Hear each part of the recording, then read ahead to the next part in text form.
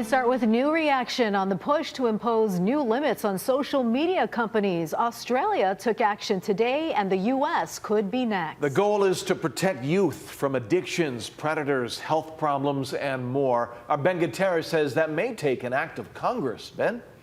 Regulators, parents, and teens are closely watching the new Australian ban, something that's gaining interest here in the U.S., with at least 10 states looking at similar proposals. Our social media ban is about making sure kids have a childhood.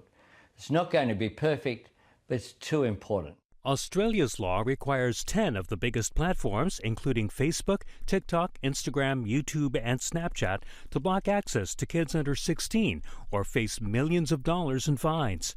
Hawaii U.S. Senator Brian Schatz is leading a bipartisan effort on Capitol Hill for a similar ban in this country. For years, children and families across the country have been suffering from the mental health crisis precipitated by social media platforms, and it's well past time that Congress act. Under the Kids Off Social Media Act, children under 13 would be blocked, and platforms could not use algorithms to push content to those under 17. The way to protect kids is to simply delay the onset of the use of social media, which we have a perfect right to do under statutory law. I think that there's been multiple studies, and every study has shown that it has a negative impact on kids' mental health. State Representative Lisa Martin with the legislature's Keiki caucus says children will survive without social media. There's other ways to stay in touch. They can text each other, they can send pictures, they can be personal. It doesn't have to be through a public means that exposes them to strangers and adults. I think the effort's a nice shot, but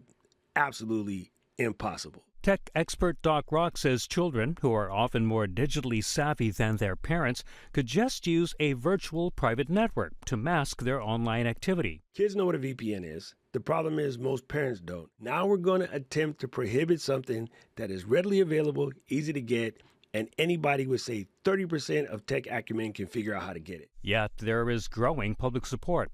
Nearly 6 in 10 voters in a Quinnipiac University poll said they would like to see restrictions on youth. And Florida just started limiting kids under 16. While the tech issues and legalities are yet to be worked out, there's a growing consensus that social media is a public health issue. But the truth is, these are the most powerful, wealthiest companies in the history of the world. The platforms are addictive. And so we obviously need common sense regulation and guardrails. Last July, the Kids Online Safety Act, which required social media platforms to have safeguards in place for minors, overwhelmingly passed in the Senate, but stalled in the House. Ben Gutierrez, Hawaii News Now.